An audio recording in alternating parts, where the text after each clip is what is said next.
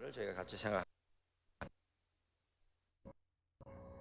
도망가서 숨는 성이라고 하는 뜻입니다.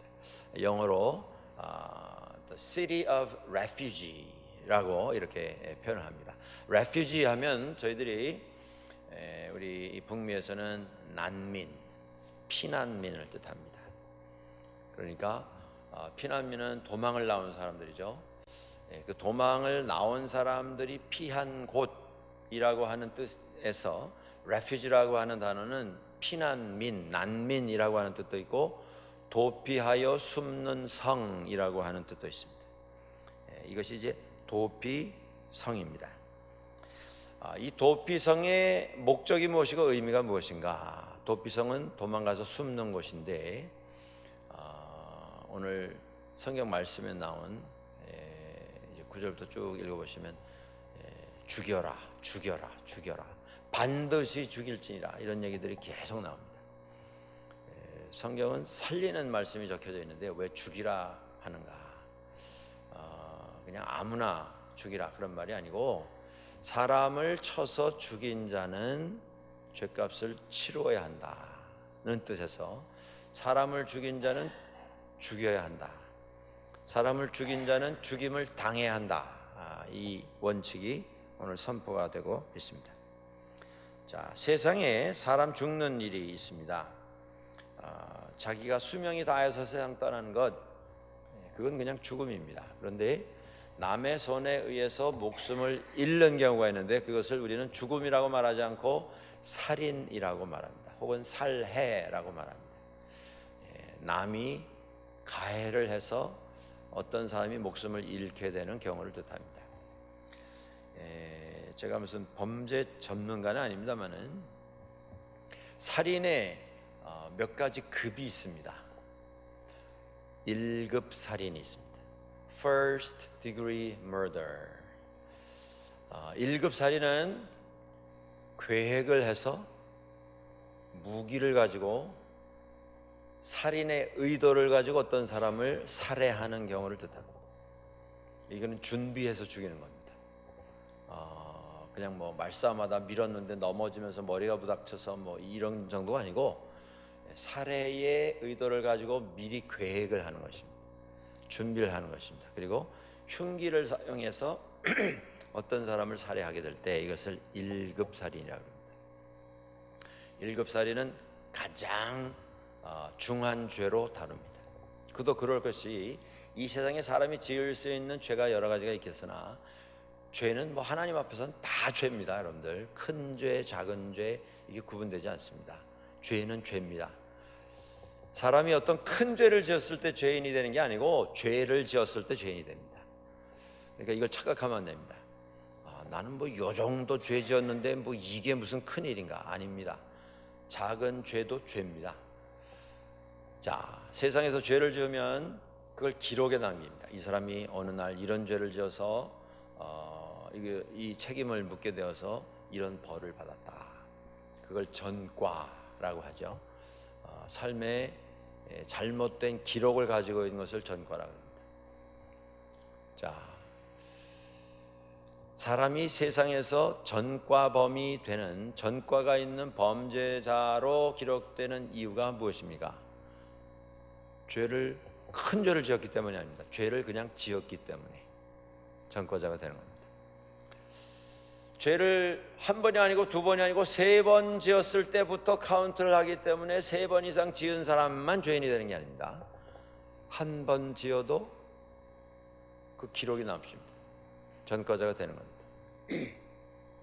자, 그러니까 우리 사람들이 죄에 대해서 착각하면 안 되는 것이 나는 한 번밖에는 안 지었다, 그러니까 나는 죄가 없다, 혹은 이 죄는 뭐 다 짓는 죄인데 이 정도 죄는 죄가 아니다, 그 논리는 하나님 앞에서는 통하지 않습니다. 자기 자신을 그냥 속이고 자기 자신을 설득하는 데는 효과가 있을지 모르지만, 위로하는 데는 효과가 있을지 모르지만 하나님 앞에서는 아무런 효력이 없습니다. 죄는 한 번 지음으로 죄인이 되고 작든 크든 죄를 지음으로 죄인이 되는 것입니다. 자, 그런데 1급 살인, 의도를 가지고 준비해서 흉기를 가지고 사람을 살해하면 그것이 1급 살인자가 됩니다. 2급 살인도 있어요. 준비는 하지 않았는데 흉기를 가지고 있다가 어떻게 말싸움이 붙고 뭐 서로 투잡이를 하고 멱살을 잡고 밀고 당기고 하다가 격분해가지고 총을 꺼내서 쐈어요. 준비한 게 아닙니다. 의도한 게 아닙니다. 순간 흉기를 사용해서 사람을 죽였습니다. 그러면 이건 2급 살인이라고 부릅니다. Second degree murder. 세 번째 카테고리가 있습니다. 그게 뭐냐면 사람을 상해해서 죽이기는 죽였는데 의도가 전혀 없었습니다.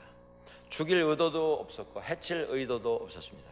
그런데 뭐 이제 서로 막 이제 감정이 격해져 가지고 뭐 막 욕을 서로 막 던지고 이러다가 멱살 잡고 뭐 밀고 당기고 하다가 밀었는데 뒤에 돌뿌리에 걸리면서 뒤로 넘어지면서 머리가 다쳤는데 의식불명이 되고 결국 세상 떠났습니다. 그러면 이것도 살인입니다. 그런데 이것을 세상에서는 1급 살인 혹은 2급 살인이라고 하지 않고 이것은 과실치사, 실수로 사람을 죽인 이런 것으로 취급을 합니다. 자, 앞에 제가 1급, 2급 살인 이야기할 때 murder라는 말을 했죠. 그건 살해, 의지를 가지고 사람을 죽였을 때, 흉기를 가지고 죽였을 때 murder라는 말을 쓰고요. 뭐 이렇게 다투다가 뭐 밀쳐서 이렇게 죽거나 아니면 교통사고가 나서 뭐 어떻게 사람이 손상이 돼서 생명을 잃거나 이럴 때는 manslaughter라고 부릅니다. 그러니까 이게 달라요. murder는 살인이고 manslaughter 하면 이건 과실치사입니다. 세상에서는 이 과실치사를 다룹니다. 이건 실수이기 때문에 물론 이제 다 검증을 해야 되겠죠. 무슨 잘못된 의도는 없었는지, 이 사람을 해치려고 하는 무슨 동기가 있었던 건 아닌지 이런 걸 이제 다 검증을 하고 뭐 증인도 있고 한데 전혀 그런 의도가 없었는데 정말 뭐 걸려 넘어져서 어떻게 됐다든가 잠깐 의도가 없는 상황 속에서 목숨을 잃었을 때는 이건 과실치사로 이렇게 다루게 됩니다. 자, 그런데 이 도피성이라고 하는 곳은 도망가서 숨는 곳인데 어떤 사람에게 적용이 되느냐? 과실치사가 일어난 사람에게만 적용이 됩니다. 자, 구약 성경은요 기본이 율법입니다. 율법의 기본 정신은 뭐냐면 공의입니다. 공의, 정의. 사람을 죽인 사람은 자기 목숨도 내놔야 된다. 이에는 이, 눈에는 눈. 살인을 한 자는 사형. 이게 구약 성경의 공의, 정의입니다. 그래서 의도를 가지고 사람을 손상을 해가지고 어떤 사람을 살해한 사람에 대해서는 대책이 없어요. 구제의 방법이 없습니다. 그 사람은 도망가도 잡히면 사형입니다. 자, 그런데 이 도피성으로 피해서 거기서 피난할 수 있는 거기서 보호를 받을 수 있는 사람은 누구냐면 오늘 이제 본문에도 나와 있습니다만 전혀 의도가 없이 어떤 일을 하다가 사람에 의해서 목숨을 잃는 경우 그런 사람에 대해서만 보호해 주기 위해서 만들어 놓은 것이 도피성입니다. 여기 보시는 것처럼 35장 22절에 악의가 없이 우연히 사람을 밀쳤는데 뭐 넘어지면서 사람이 목숨을 잃었다든가 기회를 엿보고 의지를 가지고 기다리다가 무엇을 던져서 살인을 했다. 그러면 그거는 이제 살인이지만 그렇지 않고 보지 못하고 사람을 죽을 수 있는 크기의 돌을 던졌는데 그게 그냥 지나가는 사람이 맞은 거죠. 그런 경우에는 이건 과실치사가 됩니다. 이런 사람들 도망가서 실수로 사람을 손상했기 때문에 도망가서 숨어서 지낼 수 있도록 하는 것이 도피성입니다. 자, 말씀드린 것처럼 하나님의 다스리심의 기본 정신은 공의, 정의입니다. 남에게 손해를 입힌 사람은 그 손해를 변상해야만 그 죄값에서 노임을 받습니다. 재정적인 피해를 입힌 사람은 재정적으로 변상을 해야 되는 것이죠. 그런데 사람을 해친 경우에는 이 구약성경에 보면 뭐 때려서 멍이 들었다든가 뭐 뼈가 상했다든가 뭐 살갗에 살이 찢어지면서 피가 났다든가 그럴 때는 그것에 대한 변상을 하도록 되어 있습니다. 자, 그런데 사람을 죽인 경우에는 다른 방법이 없어요. 그건 사형입니다. 사형. 자, 왜 그러냐면요, 구약 성경의 기본 정신이 정의, 공의라고 하는 율법이라는 말씀을 드렸는데, 그 율법에 의하면 살인하면 사형입니다. 그런데 그 사형으로 다스리는 이유가 뭐냐면 생명을 주신 분이 하나님이시라고 하는 신앙 고백에서 기인이 된 것입니다. 그래서 생명은 소중한 것입니다. 거룩한 것입니다. 이것은 누구도 손상할 수가 없습니다. 왜냐하면 주인이 하나님이시기 때문에 존엄한 것입니다. 그러니까 그걸 손상하는 행위는 하나님의 주인 되심을 부인하는 행위로 이렇게 간주되는 것이죠.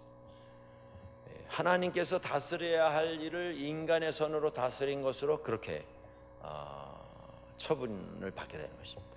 그래서 생명은 소중한 것이고 하나님께 속한 것이고 어느 누구의 생명도 다 하나님의 소유이기 때문에 이걸 손상시킨 자는 예외 없이 살인범으로 다스려서 사형당해야 한다, 이렇게 되어 있습니다.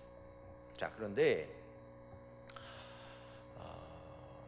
이것이 이제 복수를 허락을 해 놓은 것이죠. 그런데 엉뚱한 복수는 금지되어 있습니다.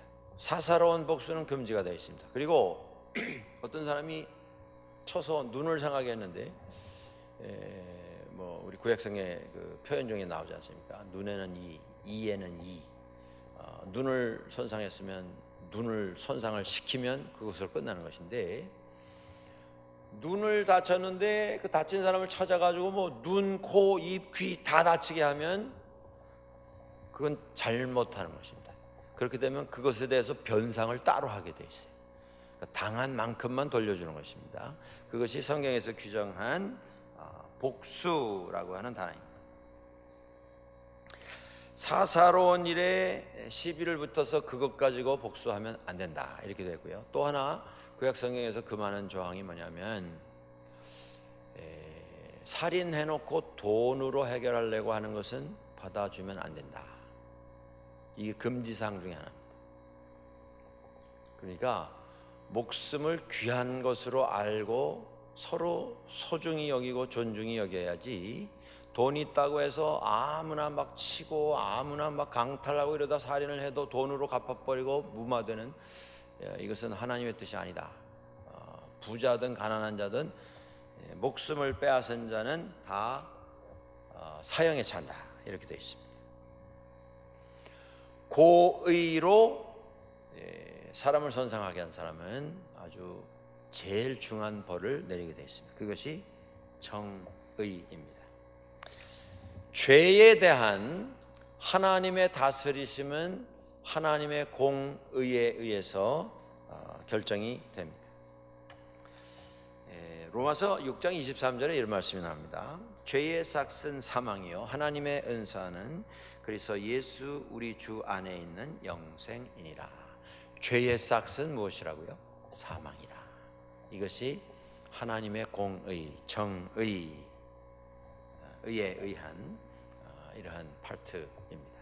자, 그런데 도피성은 하나님의 공의, 정의의 상징이다라는 말씀을 드렸는데요, 두 번째 도피성은 동시에 하나님의 은혜를 나타내는 은혜의 상징이기도 합니다.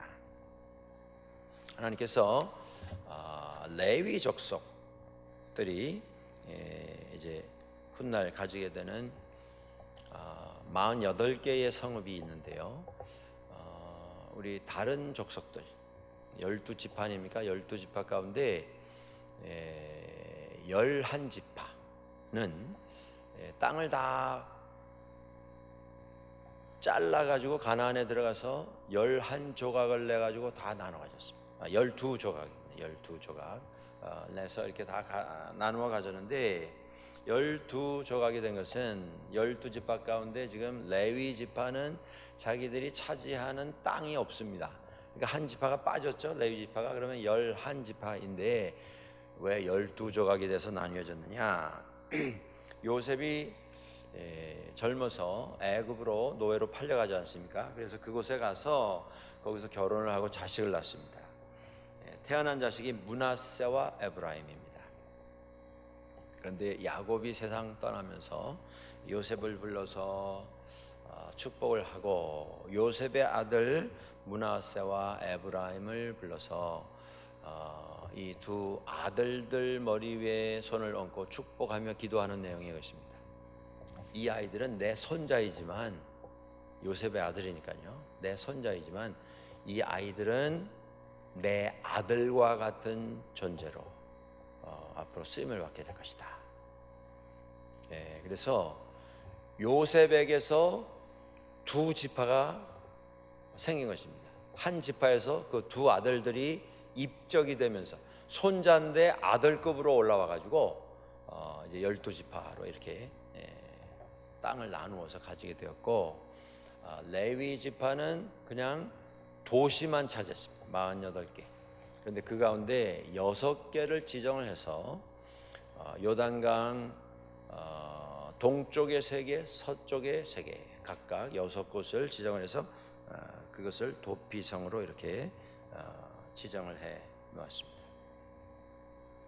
그러면 실수를 해서 사람을 손상을 시키게 되면 사람이 그냥 가만히 있으면요, 과실치사로 사람을 다치게 했더라도 반대편에서 손해를 입은 쪽에서 가족이 쫓아와서 복수를 하겠다 하면 복수를 당하게 되어 있습니다. 이게 무슨 뜻이냐면요, 그러면 과실치사는 실수니까 이건 죄가 아니니까 복수를 하지 마라 이렇게 되어 있지 않고요, 과실치사도 사형에 해당되는 복수의 대상입니다. 무슨 얘기냐면 과실치사도 죄예요. 죄라는 말씀이에요. 그러니까 우리가 생각할 때 내 이번에 이 실수, 내 이 실패는 내가 전혀 정말 의도하지 않아서 이렇게 된 거다. 의도하지 않았는데 이런 결과가 나온 거다. 내가 정말 각오를 단단히 하고 그렇게 하지 않으려고 했는데 나도 모르는 사이에 그렇게 됐다. 이건 내가 의도한 게 아니고 계획한 게 아니고 이걸 원했던 것이 아니다. 그러니까 좀 봐줄 수 있지 않은가? 아니라고 하는 것입니다. 그러니까 과실치사를 당한 쪽에서 가족이 복수를 하겠다고 쫓아오면 목숨을 잃게 돼 있습니다. 그리고 그렇게 복수를 한 사람은 무죄예요. 무죄예요. 정의라고 하는 것은 죄를 지은 자에 대한 처벌이 이루어지면 거기서 끝나는 게 정의입니다. 한 사람이 죄를 지었고 죄값을 받으면 거기서 끝나는 것이죠. 그런데 세상사는 어떠냐 하면요, 어떤 사람이 죄를 지었어요. 어떤 사람이 다른 사람에게 피해를 입혔어요. 그러면 피해를 당한 쪽에서 손해를 봤으니까 나도 복수를 하겠다. 그래서 쫓아와가지고 이제 보복을 하지 않습니까? 그런데 인간 이 심리라는 게 어떻게 되어 있냐면, 어떤 사람이 내가 저지른 잘못에 대해서 책임을 묻고 나를 쫓아와가지고 나에게 보복을 한다고 할 때, 보복을 당하는 쪽에서는 이 보복이 왜 생겼나 라고 하는 걸 까맣게 잊게 되는 것이 현실입니다. 무슨 얘기냐면, 저 사람이 저렇게 흥분하고 이렇게 막 흥분해서 지금 막 광분해가지고 날뛰는 이유가 내가 저 사람에게 먼저 행한 것이 원인이 돼서 저 사람이 저렇게 날뛰고 있다 라고 하는 건 그 일을 행한 사람은 까맣게 잊어버린다는 말씀입니다. 내가 저 사람의 눈을 상하게 했는데 그 사람이 내게 와서 내 눈을 상하게 했으니까 너도 당해라. 그러고서 눈을 쳐서 눈을 상하게 하면 내가 먼저 눈을 상하게 했기 때문에 저 사람이 나에게 복수한다, 이렇게 여기서 받아들이지 않는다는 말이죠. 그건 다 지나간 일인데 이제 와서 그것을 문제 삼아가지고 나를 쳐서 내 눈을 상하게, 너 두고 보자, 이렇게 되는 거예요. 죄를 범했고 죄값을 받아야 하는데 죄값을 치러야 하는 사람은 이게 죄값이라고 생각을 안 합니다. 치사하게 뭐 이런 걸 문제 삼냐, 혹은 다 지난 일인데 이걸 왜 새삼스럽게 문제를 삼냐. 그리고는 얻어맞아서 상한 눈을 부여잡고 또 복수를 꿈꾸게 됩니다. 너 두고 보자. 네. 그리고 다음엔 뭐 이를 또 쳐서 이를 상하게. 그 당한 쪽은 또 나를 쳐서 또 이를 상하게 했으니까 너도 한번 당해봐라. 이를 치면 또 당한 사람은 네가 눈을 상하게 했기 때문에 내가 이를 쳤는데 왜 또 와서 나에게 이를 또 치느냐. 그러니까 나는 또 억울한 거예요. 이게 인생사예요. 이게 세상사입니다. 그러니까 세상에서의 복수는 영원히 끊어지지 않습니다. 왜 그렇습니까? 시작한 사람은 자기가 한 일을 까맣게 잊어버리기 때문에 당한 것만 생각해요. 이게 인생 비극의 원인이고 결과이고 지금 현재 일어나고 있는 현실 문제입니다. 그래서 구약성에서 말하는 이 복수 혹은 죄에 대한 다스림, 이런 것은 그냥 사사로이 결정하지 않도록 되어 있습니다.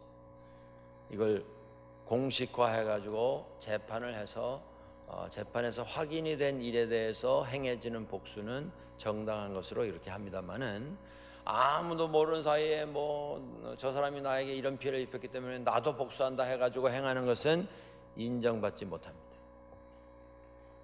자, 이제 다시 과실치사로 돌아가세요. 도피성으로 도망을 가게 되는데 레위인들이 가지고 있는 성읍 가운데 6개가 지정을 받아 있는데 그리 도망가면 가가지고 하는 일이 있습니다. 그 도피성의 장로들에게 자기 상황을 이야기합니다. 도망온 사람은 잡히면 죽는 거예요. 과실치사일지라도. 그래 가가지고 내가 이러이러해서 이렇게 돼서 아무 생각 없이 밀었는데 뒤로 넘어지면서 사람이 죽었습니다. 그냥 돌을 던졌는데 지나가던 사람이 우연히 맞으면서 이렇게 됐습니다. 이게 합당한 과실치사에 해당되는 일이면 그 사람을 성에 들여놓게 돼 있어요. 그리고 이 사람을 찾으러 온, 복수를 하겠다고 쫓아온 사람들이 도착하면 그 사람을 내놓지 않습니다. 이 사람은 여기는 도피성이고 아무 데 나가서 내가 이런 상황이니까 날 감춰주시오 해가지고는 안 됩니다. 도피성으로 지정된 곳에 가야만 도피성으로 인정받고 들어갈 수가 있어요. 아무 성이나 들어가서 숨었다가 쫓아오면 그냥 잡혀가는 겁니다. 근데 도피성만은 우리가 들어보니까 이거는 과실치사이기 때문에 우리가 내줄 수 없다. 그러면 잡아갈 수가 없게 돼 있어요. 이것이 하나님의 은혜의 상징입니다. 보복이라고 하는 것이 정의의 상징인 것처럼 도피성은 은혜의 상징입니다. 그리고 그렇게 도망 들어온 사람에 대해서 이제 그 일이 얼마나 사실인가를 확인하는 재판 절차가 열리게 됩니다. 공식 재판이에요. 증인이 나오고 증언을 하고 상황을 다 살피고 해서 다 보고 다 들어봤는데 증거도 다 확인했는데 이 사람이 좀 원한이 있었던 사람이었고 확실하게 드러난 이런 거는 아니지만 은연중에 어떤 분노를 품고 살았던 것이 확인이 되면 그냥 내줄 수도 있어요. 이 사람은 과실치사가 아니다. 이거는 위장된 과실치사. 원래는 살인의 의도를 가지고 행했던 거다. 그러면 그냥 내주면 잡혀가는 겁니다. 근데 다 확인했는데 이게 과실치사가 확실하다. 그러면 그 성에서 보호하면서 먹고 자고 거기서 살아갈 수 있도록 해주는 것입니다. 그게 도피성입니다. 그것이 하나님의 은혜의 상징입니다. 자, 범죄자가 도망가서 물론 과실치사에 해당됩니다만은 그곳에 가서 숨어서 그곳에서 연명하는 것이 도피성인데 그 도피성은 이스라엘 백성들에게만 해당되는 것이 아닙니다. 지나가던 나그네, 이방인, 외국인, 타국인 누구라도 이런 실수를 범했을 때는 도망가서 거기서 숨을 수가 있습니다. 방문 왔던 사람, 여행하던 사람, 누구라도 이것이 하나님의 은혜의 대상의 범위입니다. 하나님은 유대인만 사랑하시는 하나님이 아니세요. 이스라엘 사람만 하나님 관심 가지시는 분이 아니십니다. 하나님의 은혜, 하나님의 사랑은 하나님의 창조의 대상이 되었던 모든 생명을 가진 만민에게 해당되는 것이지 하나님이 좀 뽑아놓은 몇 사람만 긍휼히 여기시는 분이 아니라는 것입니다. 그리고 도피성은 24시간 공개되어 있습니다. 오픈되어 있어요. 옛날에는요, 이스라엘뿐이 아니고 어느 고대 사회에서도 해가 지면 문을 닫습니다. 성이. 그러니까 해가 진 다음에 들락날락 할 수가 없어요. 해가 지면 그 문을 이제 잠그고 거기에 경비 서는 사람이 있습니다. 그리고 왜 밤중에 이렇게 돌아다니는지, 무엇 때문에 지금 이 시간에 들어오려고 하는지, 나가려고 하는지를 확인하고 완전한 안전한 사람만 출입이 가능하지 아무나 와가지고 밤중에 막 문 두드린다고 문 열어주는 거 아닙니다. 그런데 도피성은 24시간 개방이 되어 있어요. 아무 때든지 누구든지 어려움에 처하고 곤란에 처했을 때 도망가서 숨을 수 있는 곳, 그곳이 도피성입니다. 그것이 하나님의 은혜의 모습인 것입니다. 자, 그곳에 가서 거기서 먹고 살 수가 있습니다. 언제까지 사냐면요, 그냥 평생 거기서 살 수 있어요. 그리고 재판을 했던 대제사장이 세상을 떠나면 대제사장이 나의 죄 때문에 죽었다라고 해석을 하게 되고, 그리고 대제사장, 재판을 했던 대제사장이, 이 사람은 과실치사니까 이 도피성에 좀 보호를 해 주어라 선포를 했던 그 대제사장이 세상 떠나면 나 대신 대제사장이 죽음으로 죄값이 다 치루어졌다, 이렇게 해석을 합니다. 그리고 그 순간부터는 집으로 돌아갈 수가 있게 해줬어요. 이것이 구약에 나타난 도피성에 숨겨진 은혜의 모습입니다. 그런데 구약의 도피성은 한계가 있습니다. 그게 뭐냐면요, 도피성으로 숨어 들어와서 거기서 이제 과실치사의 일이 있었다는 게 확인이 될 때 거기서 계속 머물 수 있다는 말씀을 드렸는데, 옛날에 성읍이라고 하는 게 크면 얼마나 컸겠습니까? 뻔한 거예요, 사이즈가. 근데 거기서 1년, 2년 사니까요, 지겨워서 못 살겠어요. 지루해서 못 살겠어요. 도대체 궁금해서 못 살겠어요. 답답해서 못 살겠어요. 그래서 몰래 나가봤어요, 한번. 2년 전에 나를 잡겠다고 막 와서 농성을 하고 끌어내라, 정의를 구현하라 막 소리 지르던 사람들 다 없어졌어요. 누가 거기 와서 2년, 3년을 기다리고 있겠습니까? 그러니까 이제 살살 내다보다가 다 간 것 같고, 아무리 봐도 비슷한 사람도 안 보이니까 너무 답답하니까 살짝 나갔어요. 근데 갑자기 거적대기 뒤집어 쓰고 꿇어 앉아가지고 동냥하는 거지처럼 보이던 사람이 벌떡 일어나더니 멱살 잡았어요. 너 이놈 잘 만났다. 내가 널 잡으려고 3년을 기다렸다. 그래서 잡히면 끌려가서 죽는 겁니다. 그게 구약의 도피성이에요. 자, 하나님의 정의, 공의의 상징이고요, 하나님의 자비, 은혜, 사랑, 용서의 상징인데, 구약 성경에 나타난 도피성은 그럼에도 불구하고 완벽한 해결책은 아니었다는 말씀이에요. 그리고 벗어나면 끝이에요.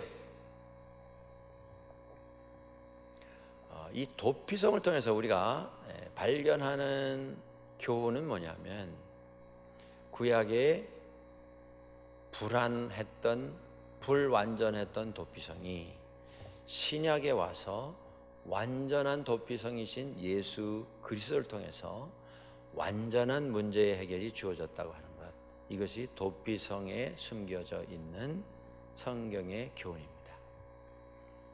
자, 이전에는 도피성으로 도망가야 살았어요. 그런데 이후에는, 예수 그리스도 시대에는, 옛날에는 그냥 버티면 죽는 겁니다. 나는 뭐 무죄다, 나는 절대, 여기 증인들 다 있는데 나는 이 사람을 살해하려고 하는 의도도 없었고 그런 생각도 안 했고 그런 준비도 안 했고, 내가 이 사람하고 처음 보는 사람인데 무슨 원한이 있다고 내가 이 사람을 해치겠는가, 나는 무죄다, 그러니까 나는 피하지 않겠다, 도망가지 않겠다. 아무리 뭐 떼를 쓰고 고집을 피워도 잡히면 죽는 거예요. 사람을 죽였기 때문에. 과실치사도 무죄가 아닙니다. 잘 생각하셔야 돼요. 도피성으로 도망가야만 살았어요. 그런데 감사한 것은 예수 그리스도는 우리를 찾아와 주시는 도피성이십니다. 우리가 주님이 어디 계신지 막 연락해가지고 확인해가지고 급하게 말이죠, 이제 거기 들어가면 나올 수 없으니까 뭐 준비할 거 필요한 거 다 짐 싸가지고 쫓아가야만 주님 만나는 게 아니고, 주님께서 우리를 찾아와 주십니다. 그러니까 완벽한 도피성, 더 좋은 도피성, 영원한 도피성이 예수 그리스도이시다라고 하는 것입니다. 그분은 어디 가야만 볼 수 있는 분이 아니에요. 멀리 계시는 분이 아니세요. 우리 가까이 계십니다. 로마서 10장 6절 이하에 이런 말씀이 나옵니다.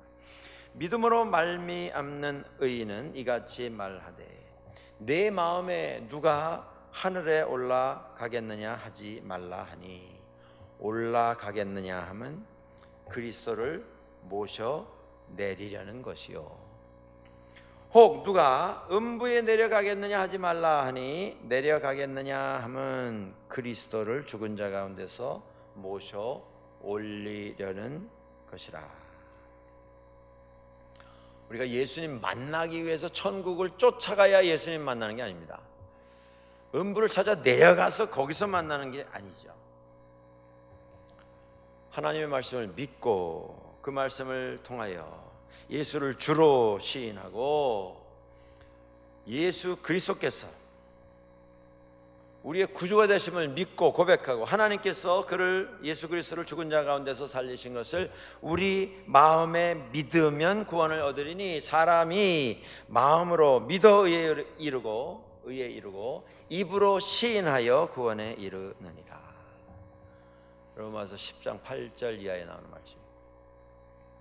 믿음의 고백을 가진 그곳에 예수님은, 완벽하고 영원한 도피성이 되신 예수님은 우리를 찾아오셔서 우리를 받아주십니다. 우리가 도망가는 게 아니고요, 주님이 오셔서 우리를 품으신다는 말씀입니다. 자, 예수 그리스도, 완벽한 도피성이신 예수 그리스도는 우리를 찾아오셔서 우리를 품으시는데, 완벽한 도피성이신 예수 그리스도 안에서 우리가 경험하는 용서라고 하는 것은 과실치사만이 아닙니다. 이게 중요한 겁니다. 구약 성경이요, 정의, 공의가 기본이 되어 있습니다만은, 그래도 과실치사는 너무 억울하다, 이거는 의도가 없었던 것인데 사람이 실수가 있지 않느냐, 그러니까 정상을 잠작해서 이것은 살인이 아니라 실수한 것으로 이렇게 우리가 다스리자, 그게 이제 과실치사의 정신입니다. 공평하게 좀 다스리자, 그거죠. 그런데 완벽한 도피성이신 예수 그리스도 안에 들어갈 때에, 거기 들어가서 용서받을 수 있는 그 항목이 과실치사만이 아니에요. 고의로 사리를 품고 분노를 품고 준비하고 흉기를 들어서 사람을 쳐서 사람을 살해한, 구약 성경 같으면 이거는 말씀드린 것처럼 방법이 없어요. 어떻게 구제할 방법이 없어요. 뭐로도 안 됩니다. 자기 목숨을 내놔야만 끝나요. 사람이 사람을 고의를 품고 준비해서 계획하고 기다리다 죽인 것, 이것이 세상에서 다스리는 죄 가운데 제일 큰 죄입니다. 제일 악한 죄예요. 그런데 그런 죄라 할지라도 완전하신 도피성이 되시는 예수 그리스도 안에 들어가면 용서받습니다. 그게 우리의 도피성이 되시는 그리스도 안에서 우리에게 허락된 구원의 모습입니다. 우리가 다 천국에 들어가기를 원합니다. 이 세상의 삶이 마감될 때에. 그런데 천국에 들어가게 되는 것은 내가 죄가 있느냐 없느냐에 의해서 결정되는 게 아니에요. 내가 그리스도 안에 들어왔는가, 아직 들어오지 않았는가에 의해서 결정되는 것입니다. 예수님께서 우리에게 오셔서 우리를 품으시고 당신의 품 안에 도피성을 삼도록 해 주셨을 때에 주님 안에서 얻은 죄의 용서는 영원히 유효한 용서가 됩니다. 구약에 도피성에 한계가 있었다 말씀을 드렸죠. 잘 지내다가 너무 답답하고 궁금하고 너무 막 그냥 어쩔 수가 견디지를 못해가지고 한번 쓱 나갔다가 잡히면 그냥 끝이에요. 근데 예수 그리스도 안에서 얻은 용서는 그런 게 아닙니다. 여기서 벗어나면 주님께서 기다리고 계시다가 까차 잡았다 이럴 줄 알았지. 그러시는 용서가 아닙니다. 그 용서는 영원합니다. 우리가 얻은 구원은 영원한 것입니다. 이 세상에서의 삶이 다 끝나게 될 때에 하나님께서는 예수 그리스도의 부활 속으로 우리를 초청해 주십니다. 그리고 영생을 주심으로 영원한 평강을 누리게 해주십니다. 부활의 몸을 입고 영생을 누리게 해주십니다. 그것이 도피성이 되신 완벽한 도피성이신 예수 그리스도 안에서 우리가 얻는 구원의 모습입니다. 우리가 하나 기억할 게 있어요. 우리의 완전한 도피성이신 예수 그리스도 안에서 우리가 하나 기억할 것이 있습니다. 그게 뭐냐면 예수 그리스도가 우리의 완벽한 영원한 도피성이 되시는데 중요한 게 뭐냐면요, 내가 그 그리스도 안에 들어가야 돼요. 우리를 만나러 오시는 예수 그리스도의 품 안에 들어가야 됩니다. 내가 도피성에 담에 기대가지고 난 다 왔단 말이에요. 이제 그냥 들어만 가면 된다. 그리고 안 들어갔어요. 아니 도피성 그늘 아래 있는데 뭐 됐지 뭘 그러냐. 안 됩니다. 들어가야 돼요. 누가? 내가. 우리 아버님도 들어가 계시고 어머님 들어가 계시고요, 조상 대대로 우리 집안은 다 도피성 거기 들어가서 구원받은 집안인데 여기 다 와가지고 지금 한 걸음만 들여놓으면 나도 도피성에 들어가는데 뭐 다 됐지, 이 정도면 뭐 거의 된 거 아닌가? 아닙니다. 내가 들어가야 돼. 성벽 위에서 조상들이 다 서가지고 야 빨리 들어와라 빨리 들어와라. 곧 들어갑니다. 곧 들어갑니다. 너만 남았다. 다 들어와 있다. 빨리 들어와라. 금방 들어갈게. 그러고 안 들어갔어요. 어떻게 되는 겁니까? 아무 소용없어요. 내가 들어가야 구원받습니다. 남이 대신 들어가 줄 수 없어요. 아내가 헌신하고 정말 충성해서 교회를 섬기고 정말 모범되게 하나님의 나라와 뜻을 섬기는 이런 모습 가졌다고 해서 거기 2 for 1 묻어서 들어갈 수 없습니다. 남편이 주님의 나라를 위해서 순교했어요. 거기 묻어서 들어가지 못합니다. 내가 들어가야 합니다. 자, 여러분들, 주님 안에서 우리가 받은 구원은 영원한 것입니다. 구약성경의 대제사장이 죽기까지는 나가면 안 되고 죽으면 나갈 수 있는 그런 어떤 시한적인 게 아닙니다. 영원한 것입니다. 완벽한 것입니다. 우리가 해야 할 일은 우리의 완벽한 도피성이 되신 예수 그리스도 안에서 주님을 섬기는 일입니다. 이제 구원 받은 자로서 나가면 죽기 때문에 할 수 없이 거기 머무는 게 아니고 감사함으로, 즐거움으로 자원하여 헌신하여 섬기는 이런 모습으로 오늘 이후의 삶을 살아가는 것, 그것이 완전하신 우리의 도피성이 되신 그리스도 안에 허락받은 우리의 삶의 모습이 되어야 합니다. 한번 생각해 보시기 바랍니다. 나는 나의 도피성이 되신 그리스도 안에 들어와 있는가? 그 주변을 수없이 돌았는데 나는 그 안에 들어와 있는가?